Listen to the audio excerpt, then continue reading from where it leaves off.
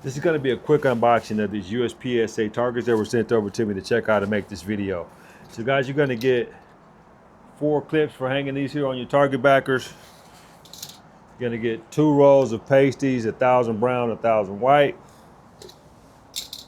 And you're going to get 30 targets.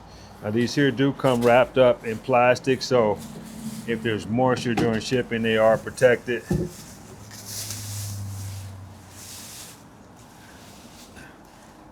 And there you have it. You got 30 targets.